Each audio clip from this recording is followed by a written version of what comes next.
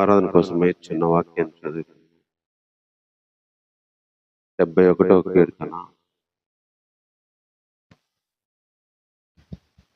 కీర్తనల గ్రంథము 71వ కీర్తన మొదటి వచనం చదువు.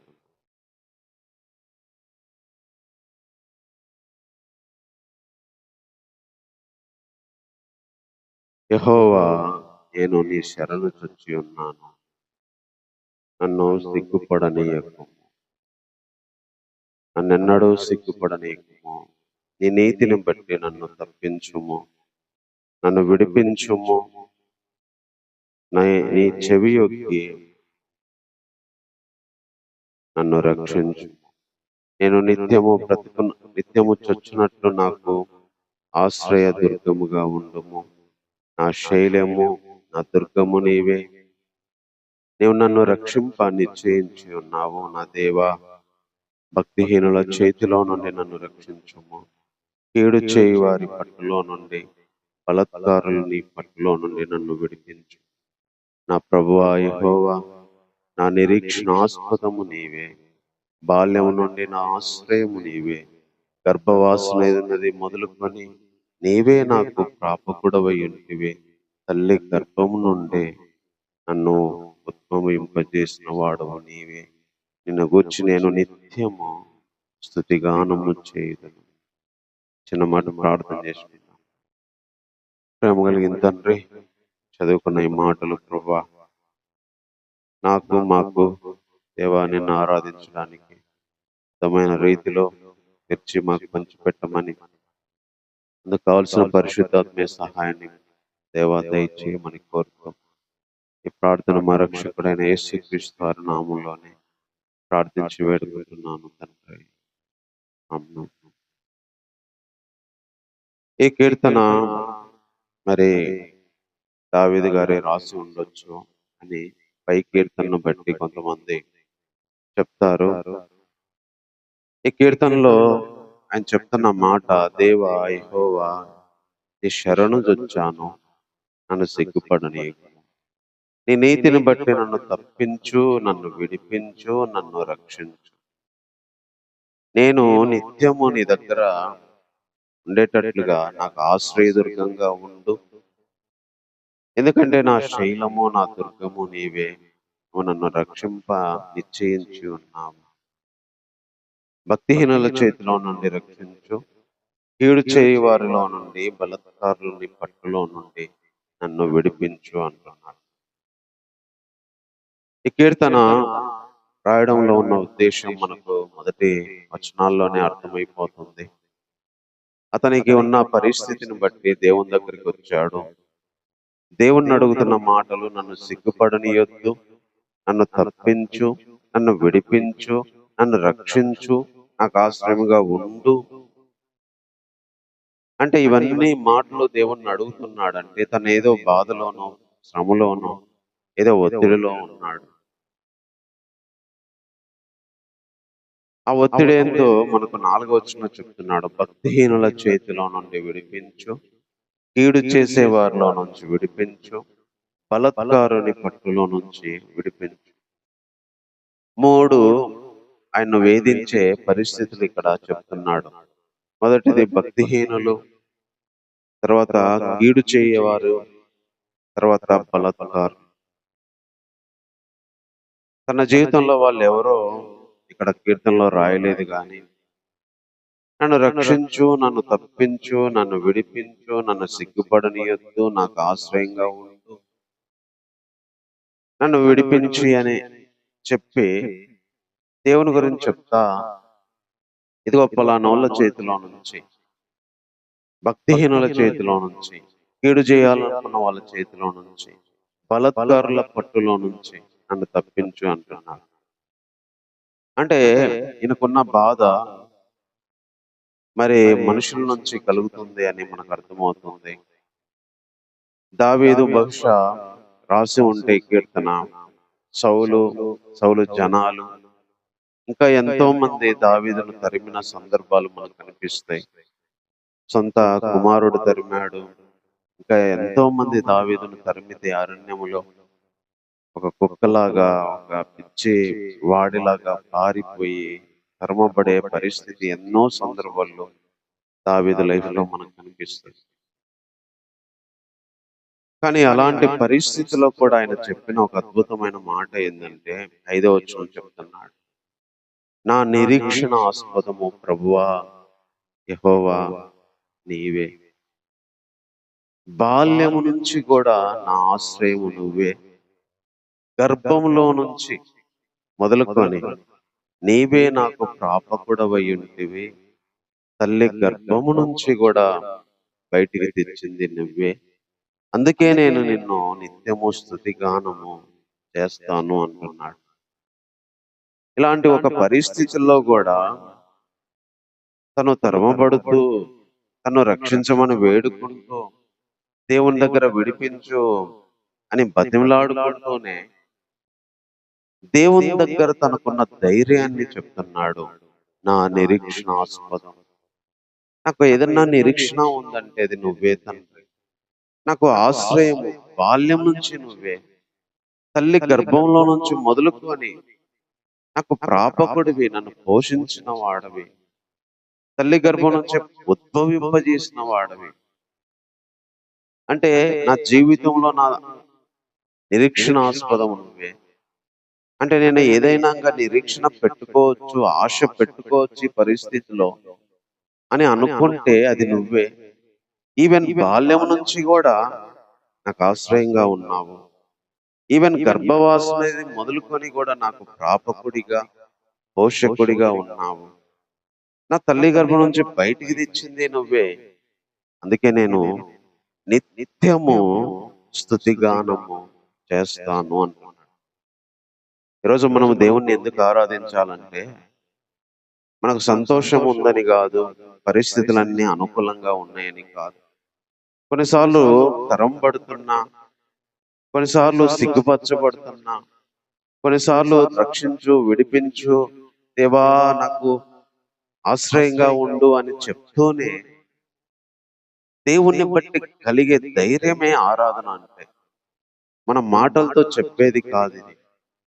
ఇలాంటి సందర్భంలో ఒక వ్యక్తిని మనము మన ఓన్ చేసుకోవడం, ఒక వ్యక్తిని మనము మన ధైర్యంగా ఫీల్ అవ్వడం, ఒక వ్యక్తిని మన సొంతం చేసుకోవడమే మన దేవునికి ఇచ్చే ఘనత. దావీదు ఇక్కడ అదే చెప్తున్నాడు, నా నిరీక్షణాస్పదము నీవే. ఇలాంటి పరిస్థితిలో నా ధైర్యము నువ్వే. ఈవెన్ బాల్యం నుంచి కూడా నా ఆశ్రయం నువ్వే. తల్లి గర్భంలో నుంచి కూడా నా ప్రాపకుడవు నువ్వే. నా తల్లి గర్భం నుంచి బయటికి తెచ్చింది నువ్వే. మొత్తం నా సర్వం నువ్వే. ఇలాంటి పరిస్థితిలో అన్ని చేసింది నువ్వే. అందుకే నేను తరం పడుతున్నా, కీడు చేసేవారు, బలత్కారులు, భక్తిహీనులు నా మీదకి లేచినా నన్ను తప్పించు, విడిపించు అని నేను బతిమలాడుకునే ఒక పరిస్థితికి నేను వచ్చినా నాకున్న నిరీక్షణ ఆస్పదము. నా బాల్యం నుంచి నాకు ఆశ్రయం నువ్వు. నా తల్లి గర్భంలో నుంచి నా ప్రాపకుడవు నువ్వు. బయటికి తీసింది నా తల్లి గర్భంలో నుంచి నువ్వే. అంటే ఇక్కడ తల్లిదండ్రుల కంటే, ఏ మనిషి కంటే కూడా నువ్వే నువ్వే నువ్వే. ఈరోజు అలాంటి దేవుడే మనం ఆరాధించడానికి వచ్చిన దేవుడు. ఈరోజు అలాంటి దేవుడే మన జీవితాల్లో కూడా తోడై ఉన్నవాడు. తరమబడుతున్న మన నిరీక్షణ, మనం ఆశ పెట్టుకోవడానికి, మన జీవితాన్ని ముగించుకోవడానికి, ముందుకెళ్ళడానికి ఉన్న ఏకైక ధైర్యము మన దేవుడు. ఎక్కడికన్నా వెళ్ళి దాక్కుందాము, ఎక్కడికి వెళ్ళినా వెళ్ళి చెప్పుకుందాము, ఎక్కడికి వెళ్ళినా వెళ్ళి కూర్చుందాము అని అనుకుంటే అది దేవుడే. ఆయనే తల్లి గర్భంలో నుంచి బయటికి తెచ్చి ఇంతవరకు కూడా నడిపిస్తుంది అని చెప్తున్నాడు. ఈరోజు జీవితంలో ఎలాంటి పరిస్థితుల గుండా వెళ్ళినా, జీవితంలో ఎలా తరమబడుతున్నా, మన నిరీక్షణ, మన ఆశ్రయము, మన ప్రాపకుడు ఆయనే. మనల్ని అసలు భూమి మీదకి తల్లి గర్భం నుంచి ఉద్భవింపజేసింది ఆయనే. ఆయన్ను బట్టి మనము నిత్యము స్తుతిగానము ఈ వ్యక్తిలాగే చేయాలని ఈరోజు దేవుడు కోరుతా ఉన్నాడు.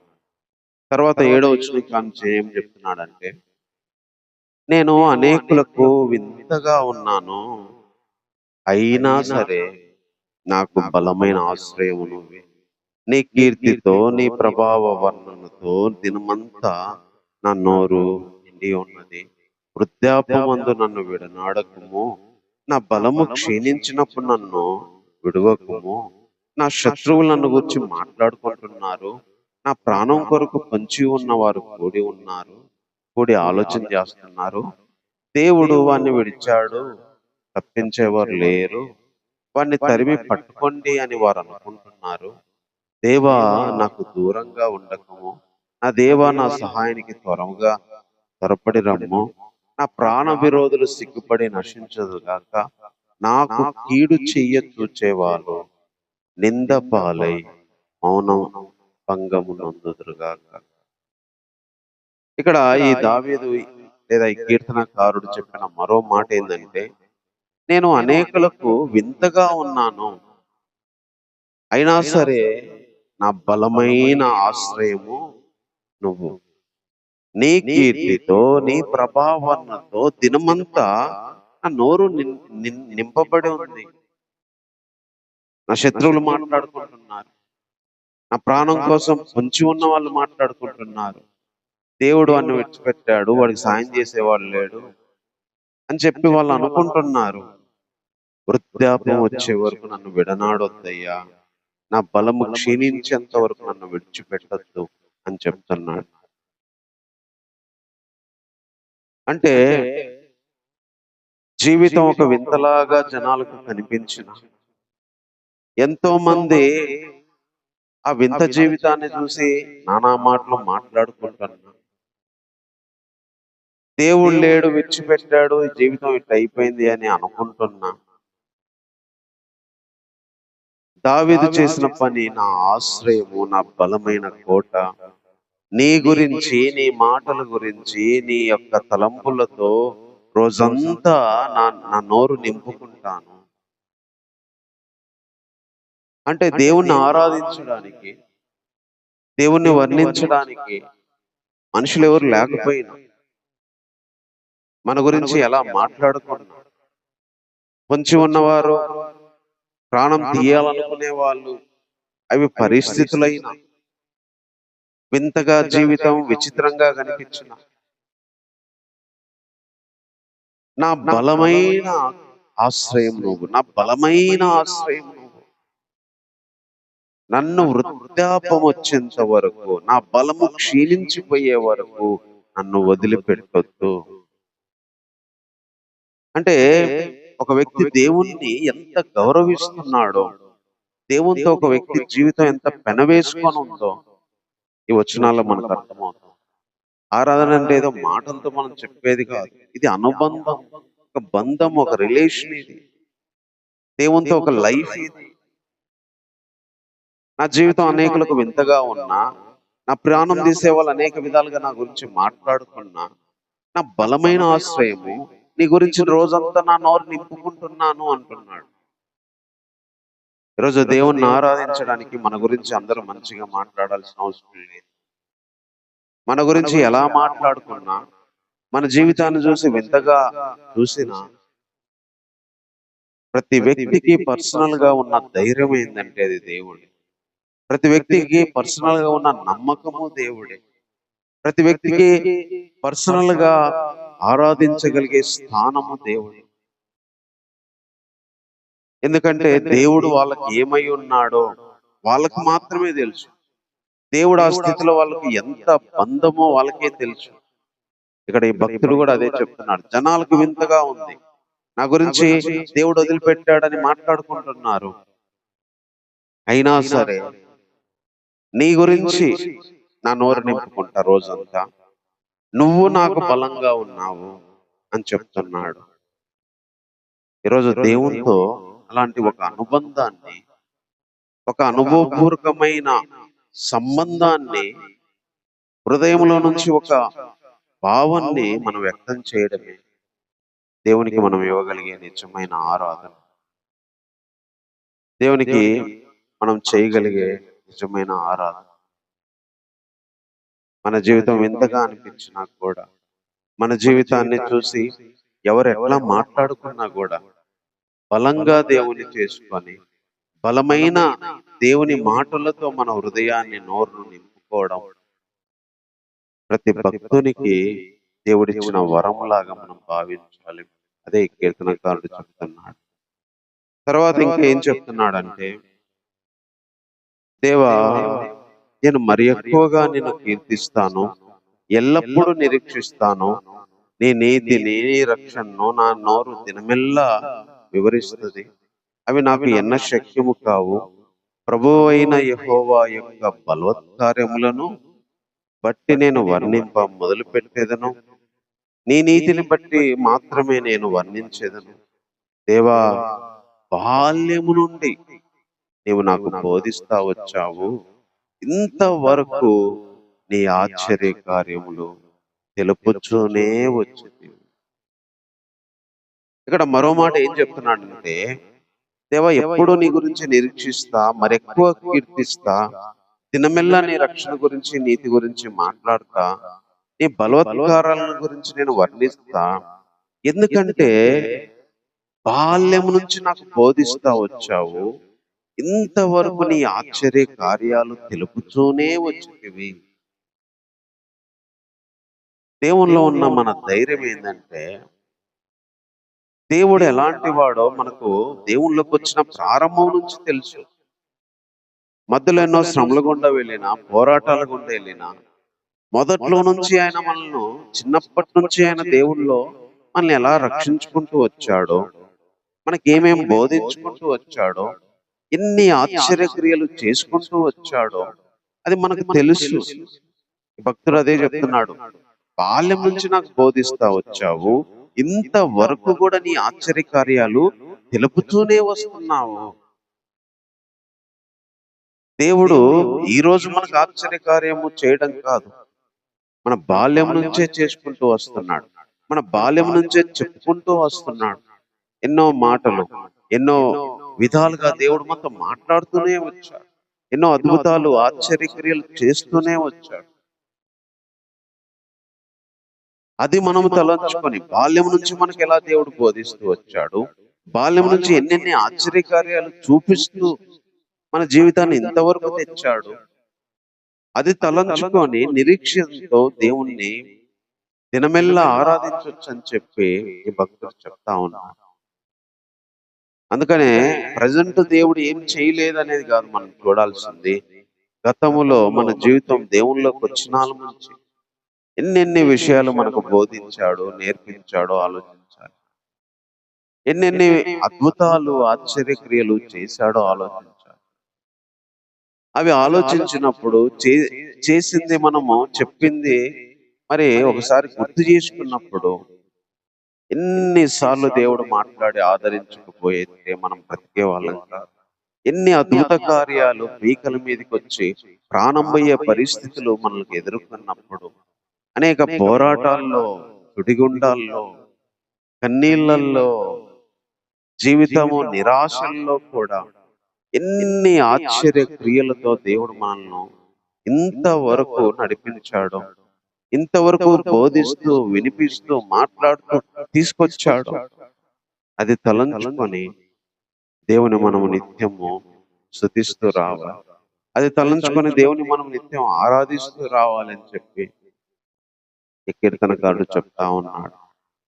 తర్వాత ఇంకేమంటున్నాడంటే, దేవా, వచ్చే తరానికి నీ బాహుబలం గురించి, పుట్టబోయే వాళ్ళకి నీ శౌర్యం గురించి నేను తెలియజేసేటట్లు తల నెరిసి వృద్ధుడనయ్యే వరకు నన్ను వదిలిపెట్టొద్దు. దేవా, నీ నీతి ఆకాశం అంతా ఉన్నతమైంది. గొప్ప కార్యాలు చేసిన దేవా, నీతో సాటైన వాడెవడు? అనేకమైన కఠిన బాధలు మాకు కలగజేసిన వాడా, నీవు మరలా మమ్మల్ని బ్రతికించేదవు. భూమి యొక్క అగాధ స్థలముల్లోకి నుండి నువ్వు మరలా లేవనెత్తేదవు.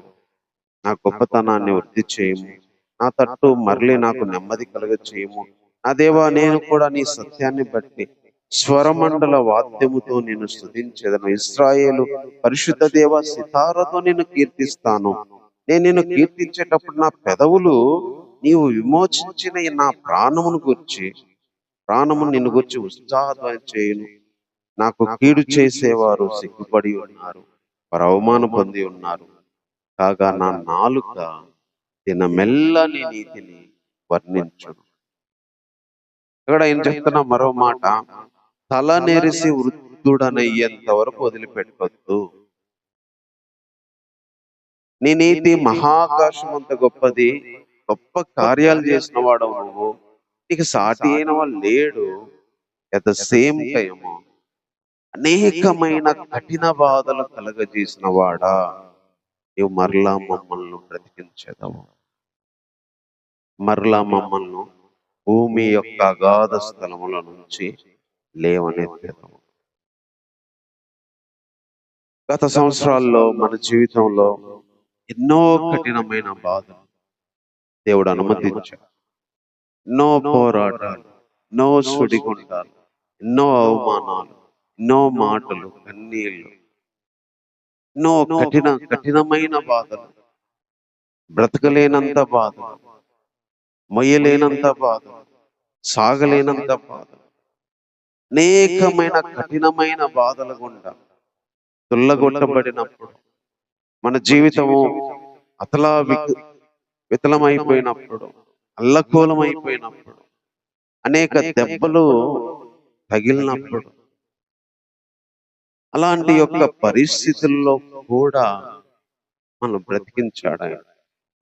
అలాంటి ఇంకా పైకి కోలుకోలేమో లేవలేమనే ఒక పరిస్థితుల గుండా వెళ్ళినప్పుడు, హృదయము బద్దలైనప్పుడు, కుటుంబాలు బద్దలైనప్పుడు, జీవితం బద్దలైనప్పుడు, ఎన్నెన్ని విషయాలు, ఎన్నెన్ని కఠినమైన బాధలు, సుడిగుండాలు, మరి అలాంటి అట్టడుకెళ్ళిన మన యొక్క హృదయాన్ని, జీవితాన్ని ఈరోజు నిలబెట్టాడంటే నిజంగా దేవుడు ఎంత గొప్ప కార్యాలు.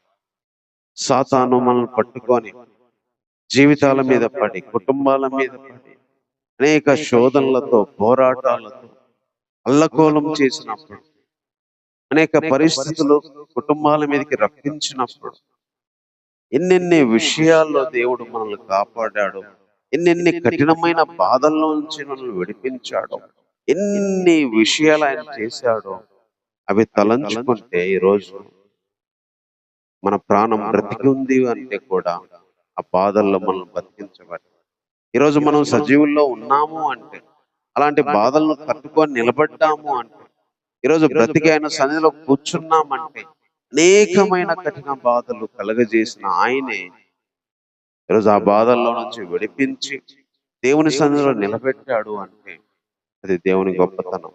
అందుకే నేను స్తుతిస్తా, వాయిద్యాలు తీసుకొని స్తుతిస్తా, నువ్వు విమోచించిన ఈ ప్రాణం నిన్ను స్తుతిస్తుంది అని చెప్పి కీర్తనకారుడు చెప్తా ఉన్నాడు.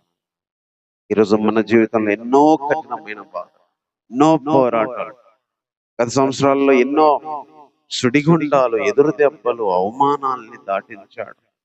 ఎన్ని మరణం గుండా వెళ్ళే పరిస్థితులను దాటించాడు, చావుకరమైన పరిస్థితులు దాటించాడు. ఈరోజు తలంచుకుంటే నెమ్మది, సంతోషం, సమాధానం, ఈ యొక్క జీవితాన్ని ఈరోజు నిలబెట్టాడంటే అది దేవుని కృప.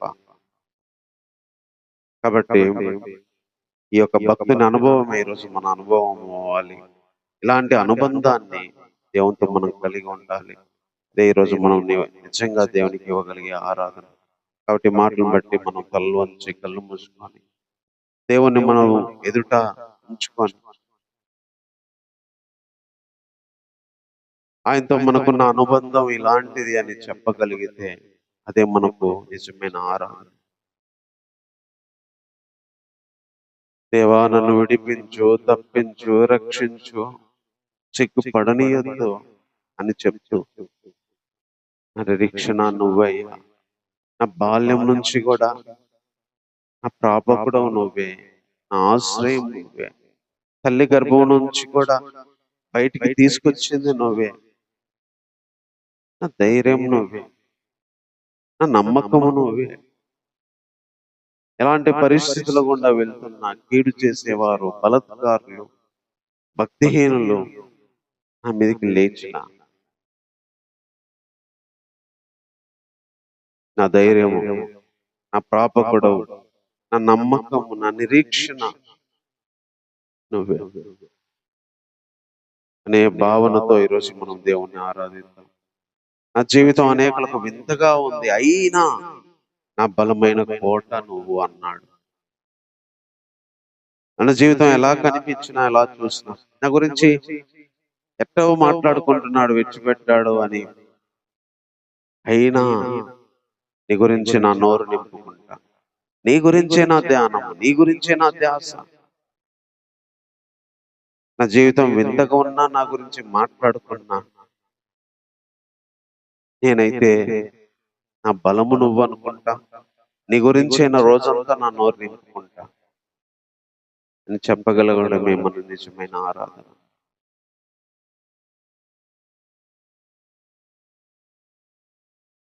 బాల్యం నుంచి ఎంతవరకు బోధిస్తూ వచ్చిన ఆయన, ఆశ్చర్యకార్యాలు తెలుపుతూ వచ్చిన ఆడు ఆయన, ఎన్నో నేర్పిస్తూ వచ్చినాడు, ఎన్నో ఆశ్చర్యకార్యాలు చూపిస్తూ వచ్చినాడు. అందుకే నిత్యం ఆయన స్తుతించాలి. అనేకమైన కఠిన బాధలు కలగజేసిన వాడు, విడిపించిన వాడు కూడా ఆయనే. భూమి యొక్క అట్టడికి జీవితం వెళ్ళేటట్టు అనుమతిచ్చిన వాడు, మళ్ళీ అదే అట్టడుగు నుంచి లేవనెత్తిన వాడు. ఈరోజు మన జీవితాన్ని కూడా అలాంటి స్థితికి వెళ్ళిన మన యొక్క బ్రతుకును, పరిస్థితులను కూడా ఈరోజు లేవనెత్తాడు. ఈరోజు మరలా బ్రతికించాడు. మన ప్రాణం ఉంది అంటే ఆయన వల్లే, మనం బ్రతికి ఉన్నామంటే ఆయన వల్లే. లేదంటే ఆ బాధల్లోనే ఎంతో మంది బతకలేక చచ్చిపోయినట్టు మనం చచ్చిపోవాల్సిన వారం. కానీ దేవుణ్ణి బట్టే, దేవుడి యొక్క సహాయాన్ని బట్టే బ్రతికాము. ఆయన చెయ్యి అందియబట్టి, ఆయన చెయ్యి ఇచ్చి లేవబట్టి మనం పైకి రాగలుగుతున్నాము, రాగలిగాము. ఎన్ని కఠినమైన బాధలు వచ్చినా కూడా ఆ బాధలతో నేలమట్టమయ్యేటట్టు మన జీవితాలు అయినా సరే దేవుడే మనల్ని విడిపించింది, లేవనెత్తింది, మరలా బ్రతికించింది. దేవా, నాకు నువ్వు అలా ఉన్నావని చెప్పి 10 నిమిషాలు దేవుని ఆరాధన చేద్దాం. ప్రేమ కలిగిన తండ్రి, నీకు వందనాలు చెల్లిస్తున్నాం దేవా. దేవా, మా జీవితంలో, ఎంతో మంది భక్తుల జీవితంలో నువ్వు మాకు దొరికిన అనుబంధమునైనా, మా దైవం నువ్వు తండ్రి, మా నమ్మకము నువ్వు, మా ధైర్యం నువ్వు. నువ్వు అనే ఒక పదము మా జీవితంలో లేకపోయి ఉంటే దేవా, ఈ లోకంలో మేము ఇంతవరకు బ్రతికే వాళ్ళం కాదు దేవా. అంటే శ్రమల్లోనైనా, పోరాటాల్లోనైనా నిరీక్షణ ఉందంటే అది నువ్వే ప్రభువా. మా జీవితాలు వింతగా ఉన్నా, జీవితాల గురించి అనేకులు ఎలా మాట్లాడుకున్నా, నిన్ను బట్టి నీ గురించి మా హృదయం నింపుకొని నోరు నింపుకుంటున్నామంటే దేవా, అది మీ వల్ల కలిగింది ప్రభువా. ఎన్నో బోధించారు, ఎన్నో ఆశ్చర్యక్రియలు చూపిస్తున్నారు. అవి తలంచుకుంటే మిమ్మల్ని ఆరాధించకుండా ఉండలేము దేవా. ఎన్ని కఠినమైన బాధలు దేవా, దేవుళ్ళకి వచ్చినప్పటి నుంచి దేవా, ఎన్ని పోరాటాలు, ఎన్ని సుడిగుండాలు, ఎన్ని నష్టాలు, ఎన్ని మాటలు, ఎన్ని ప్రభా ఏడుపు జీవితాన్ని ప్రభా కనికరించావు. ఈ రోజునైనా ఈ స్థితిలో బ్రతుకున్నానంట, మరణానికి దగ్గర నుంచి కూడా దేవా నువ్వు బయటపడేసావంటే అది నీ కృపే దేవా. ఎలాంటి పరిస్థితుల్లో కూడా నా ధైర్యము, నమ్మకము తండ్రి. ఎన్ని కఠినమైన బాధలతో జీవితం నేలమట్టమైపోయినా సరే, సర్వం కోల్పోయినా సరే దేవా, గౌరవం, ఘనత విడిచిపోయినా సరే దేవా, మనుషులు విడిచిపోయినా సరే దేవా, ఈరోజు బ్రతికున్నానంటే అది నువ్వే తండ్రి. ఈ భక్తుడి అనుభవం కూడా ప్రభా, నా అనుభవం లాగే నేను ఈరోజు ఆరాధిస్తున్నాను ప్రభా. ఇలాగే ఈరోజు మాకు నువ్వు ఉన్నందుకై వందనాలు చెల్లిస్తున్నాం ప్రభా. ఇలాంటి ఒక వ్యక్తి మా జీవితంలో పరిచయం అయ్యాడు అంటే అది మా ఊపిరి ముగించే వరకు మాతో ఉండే ఒక గొప్ప బంధంనైనా మీరు, అలాంటి ధైర్యమైన అనుబంధమైన దేవుడిగా మీరు మాకున్నందుకై హృదయపూర్వకంగా స్తుతిస్తున్నాం.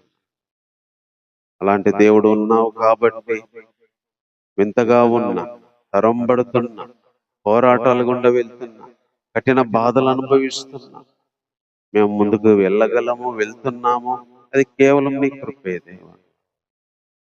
ఇలాంటి వ్యక్తి, ఇలాంటి మనిషి, ఇలాంటి దేవుడు ఎవరూ లేరు ప్రభు, అది మీరు తప్ప. అందుకే మా జీవితంలో మీరు అత్యున్నతమైన స్థానంలో ఉండేవాడు. మా జీవితంలో మొదటి ప్రాధాన్యత మీకే ప్రభు. మీ గురించే తప్ప, మీ గురించే నేను ఆలోచించడం తప్ప వేరే ధ్యాస మాకు లేకుండా ప్రభు మా జీవితంలో ఒక సంతోషమును నా తండ్రి. అలాంటి దేవుడిని నేను ఏమిచ్చి రుణానికి తీర్చుకోగలను ప్రభు. అలాంటి దేవుడిగా నాకు, మాకు, ఇంకా ఎంతో మందికి మీరు దొరికినందుకై హృదయపూర్వకంగా నేను స్తుతిస్తూ మా దీన స్తుతి ఆరాధన మా రక్షకుడు, మా ప్రభు అయిన యేసుక్రీస్తు వారి నామంలో సమర్పిస్తున్నాము తండ్రి. ఆమేన్.